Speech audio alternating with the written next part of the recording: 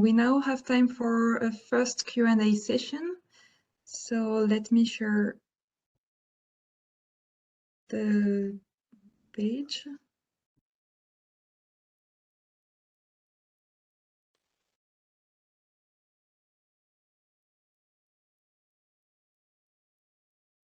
So first, Chandra, someone is asking in the table, so I think it was a table at the end of your presentation. I see only one situation with 2 occupants. How does this affect the required ventilation rate? Is this with the MV, for instance, 0.6 per person? Yeah, so I actually saw that question in the Q&A panel and I've responded there. I'm not sure if that actually goes to everyone in the Q&A, but nevertheless, let me respond to it. I think the slide being referred to is slide 22 that shows the different experimental setups and what was happening in terms of the number of occupants in the 11 sets of experiments. There was only one set where we had 2 occupants. The idea really was to see 1 person in a bedroom versus 2 persons. What is the level of build-up? And of course, that is going to be affected by the extent of ventilation. In this particular case, it is the NV situation where it's coming through the trickle vent with or without any extraction in the bedroom. So I don't think there was a specific objective of trying to see what the ventilation rate is, other than just to say if there are 2 people, is there going to be adequate ventilation? The answer is not, because we notice that even with 1 person, the CO2 level does get pretty high. And that's because there's not much of a dilution happening in the bedroom. I hope that answers the question, because it wasn't a case of two bedrooms being a specific, 2 occupants in the bedroom being a specific objective. We just want to have a different level of build-up in the bedroom. Thank you very much for this answer. We also have 2 questions for you, Lee.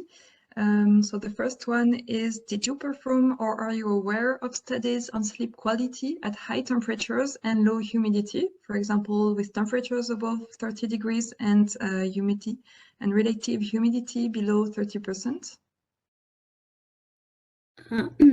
Yes, there are some studies examine the effects of high temperature, higher than 30 centigrade, their effects on sleep quality, and definitely this high temperature decreased sleep quality.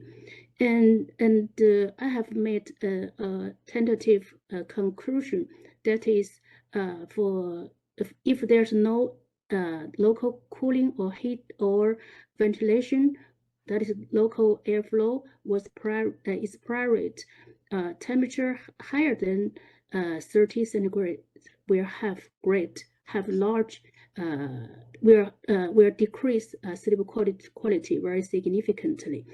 And as to the relative humidity, there are some studies on high temperature and high relative humidity, that is humid heat effects.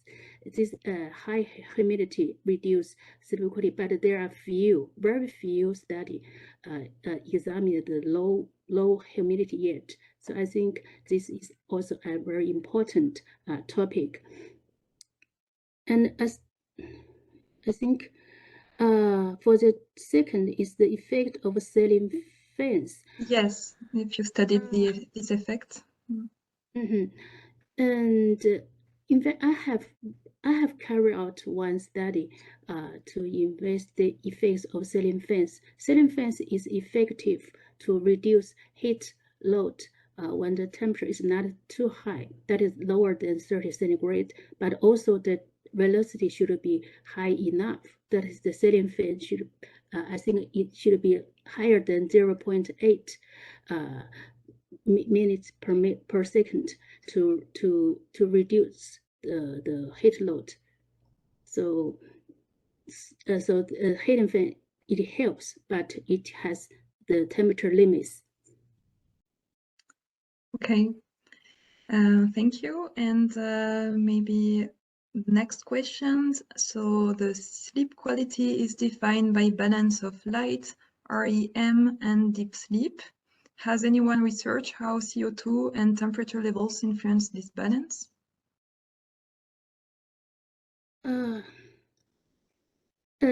Maybe I'm not sure what will determine this balance. Usually, within a certain duration of sleep time, there are percentage for each sleep stages, including light, REM, and deep sleep. And also, we have some regulation or criteria about what, for example, deep sleep should be around should be higher than 50%, or REM should be higher than 20%. That is good sleep. And usually, if we have adverse environment, it would reduce the sleep quality in the same direction. That is, reduce REM and reduce deep sleep. There's a few ways that reduce REM but increase deep. But for the light, we know that light may be increased when there's decrease in REM and deep. But light is compared with REM and deep sleep. It is not so important for our sleep quality. So I think that this is my answer to this question. Yes, thank you.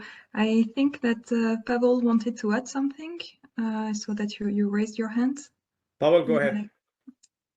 Okay, if I may chip in, I know that this is not my turn, so sorry about that. Hello, everyone. I'll be speaking later, but just want to add that there are studies that discuss the effects of a thermal environment on sleep quality with respect to the balance between light, REM, and deep sleep. Sorry. And so basically what is happening is, and we are working on that kind of physiological model that describes this, that during the periods of elevated temperatures or the thermal unbalance, we leave REM or NREM phase and go to the light sleep in order to be able to basically deal with elevated temperature.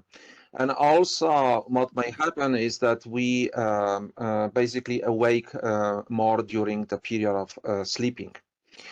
With respect to the CO2 and air quality, first of all, we have no evidence that CO2 will decrease our sleep quality. We just completed the study here at Technical University of Denmark that looked specifically on the effects of pure CO2. We don't have results yet, and so we will be reporting them. At that moment, CO2 should be used as the marker of ventilation or air quality. And for that, we actually work with a very similar model as with the thermal model, meaning that basically the disturbance to sleep caused by the poor ventilation and air quality would cause that we would leave REM and NREM and go into the light sleep, or maybe we get awakened more often during the night. But these are the tentative models that we are working on. For thermal environment, as I said, there are papers that actually describe this process fairly well, but not for the air quality. Thank you. Thank you very much. I suggest that we take another 2 or 3 minutes for Chandra, because you had only one question. Do you want to pick one or two questions? Sure. So maybe I'll just pick a couple of questions, and then the others can probably be responded later. Yes. So I just saw more coming up here. Let me just pick up what you see on the screen here. Let's say question 4. The question is about the location of the sensors. Yes, it is important where we measure. I think all of us understand in indoor air quality assessment, it's always the location that makes a big difference. And what we tried to do here was, if we are talking about exposure, in the bedroom, and the person where he or she is sleeping. So the immediate zone, the sleeping zone or breathing zone, if you want to call it that way, sensors around that is a good place to measure the CO2 level to get a better idea about the air change rate and the ventilation rate in the breathing zone. I do appreciate the point that is being said here. Yes, we can measure in other parts of the room to get a better idea about the air distribution profile generally occurring in the bedroom. To me personally, anything very close to the person is an important part in addition to whatever else we can measure. So yeah, but then of course we can't be measuring in too many locations. Maybe in this day and age, with the proliferation of what we call low-cost sensors that we can make use of to get time trends, perhaps in different locations is not that big a challenge. So that's that question 4. Maybe another one to the second one I thought also was interesting when I first read that question. The effect of combining trickle vents with mechanical extracts. I guess what we did in this study was basically to see how do we get both the push and the pull effect in a bedroom where the doors are closed or the bedroom door is just kept ajar. So we found that assisting the draw of air into the bedroom through the trickle vents was helping. So the question that is being asked to me here is whether we have any insights on the effect of bedrooms volume. Should we be building higher ceilings to contrast extract failure? I suppose if you're thinking in terms of whether the rising air can help in some sort of distribution of the profile of the air in that room, maybe it's a thought. But at the end of the day, we still need to be able to facilitate dilution that can occur in the bedroom. And for that, there has to be a mechanism to draw the air out of the bedroom.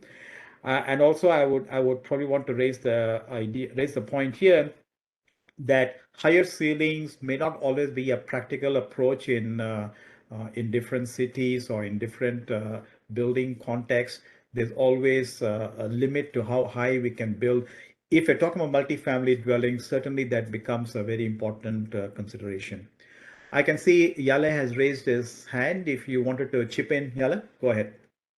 Yeah, I just wanted to mention regarding the combination of trickle vents and a local extract in the bedroom that is actually a very common practice in new construction in Belgium.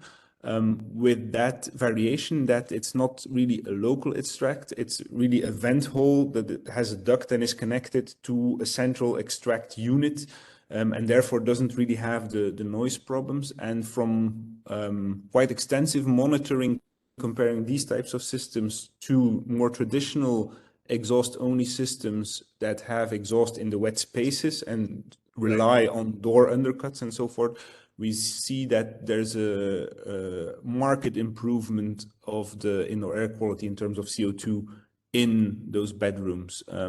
So yeah, I think if it's well designed, these types of systems can have a real potential, and there's also data from real implementations that kind of backs this up.